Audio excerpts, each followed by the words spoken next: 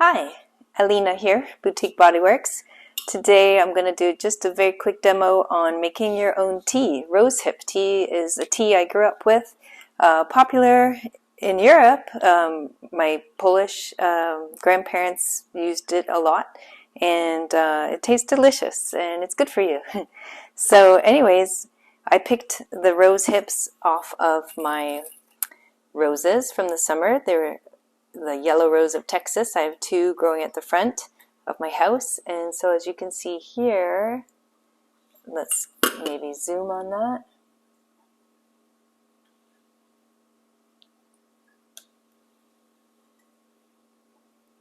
So it looks like so,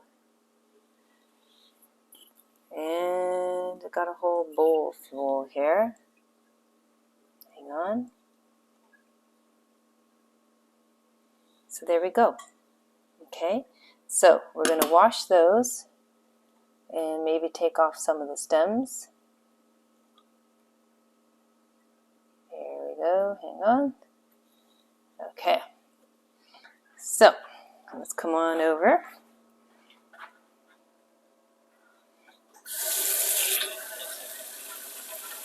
Just give them a quick rinse, just so there's no bugs. Not that it matters much, because we're going to boil this down, which will keep everything pretty clean.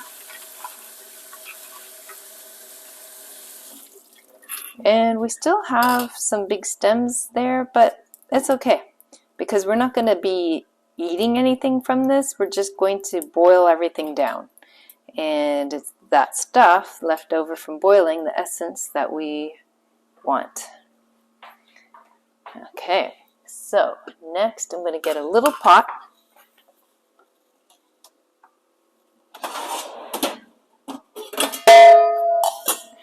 Not too big. And with a lid, you're going to throw that in there, like so. We're going to add some water, just enough to cover it.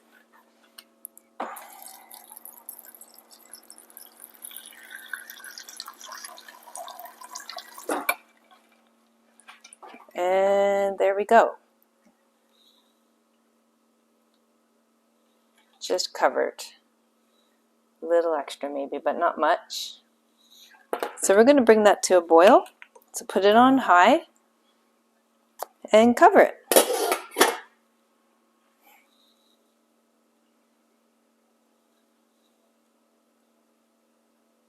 And then we wait.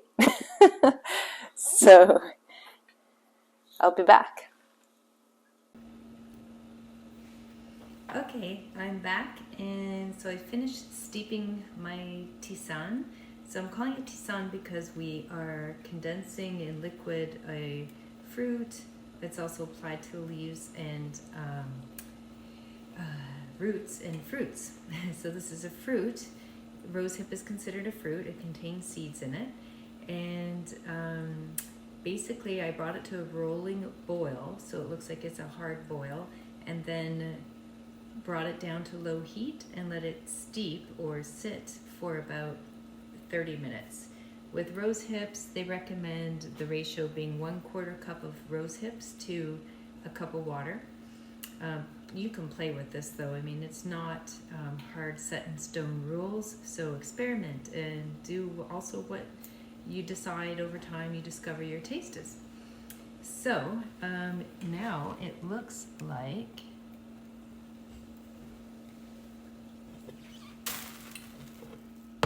this. So it has kind of a dark rusty brown color. So we've now successfully leached out all the good stuff inside of these rose hips, which once again I picked from the garden. So hang on here.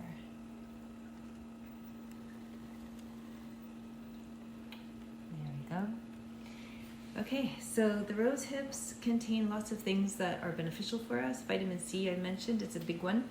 It contains 2 tablespoons of rose hip. Serving of their powder, fruit, or liquid contains 76% of the recommended daily intake, and also it's high in antioxidants. So the antioxidants include vitamin C, quercetin, which has become popular nowadays in health and wellness, known to improve our longevity, and also catechins, also becoming increasingly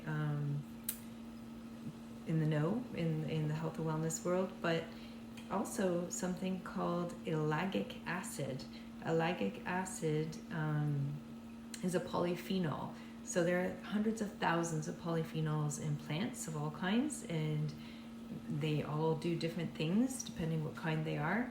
And so this has an anti-inflammatory property. It's also anti-mutagenic and anti-carcinogenic. So that means potential cancer prevention. Anyways, there's been studies done in Middle Europe, in all of Europe actually, throughout the ages. Rose hips have been valued for their anti-inflammatory properties and used for pain in folk medicine. And so there's been studies. There was a review of 24 different studies done on the anti-inflammatory effects, and there is some evidence that it may actually improve inflammation and reduce pain in osteoarthritis, common in older adults from cartilage breakdown and so on over time. So interesting things. Also potential benefits are fat oxidation, so to help break down fat and fat loss therefore. Also for heart health. So feel free to harvest your rose hips from your garden. So every time you have a bloom, instead of just ignoring it, watch for it to fall apart and leave that little bulb or rose hip behind. Snip it at its base, let them dry out. I let mine dry out for a couple of months. It doesn't take that long though. I just got lazy, so I let them sit there longer. But let them dry out, and then you can do this and boil your tea. You can also mash it to steep it faster once it's gotten hot. You can also continue to boil it down into a mush, and so then you turn that mush just like you would with like cranberry sauce if you're making fresh cranberry sauce or applesauce. Same idea. And the more you boil it down and mush it into a paste, you condense it and turn it into like a spread or fruit or jelly. So you can sweeten it, of course, because it is actually bitter tasting. I'm going to pour mine off with a sieve. Oops, a little bit of spillage there. So this is kind of concentrated, so you could potentially dilute this further. And I'm going to test it out. I'm brave. I grew up with weird things. I don't mind strong flavors. Yeah, pretty bitter. Doesn't taste bad to me. Tastes medicinal. So definitely can reduce the concentration. So I could store this and just add a bit of hot water to, whatever, like boil a cup of hot water, add some of this, the concentration you like, just stir and taste, and then sweeten it if you want to. I recommend honey or pure maple syrup. Honey's more common with teas. Honey also gives you the benefits if you're using local honey for perhaps helping you with local allergies.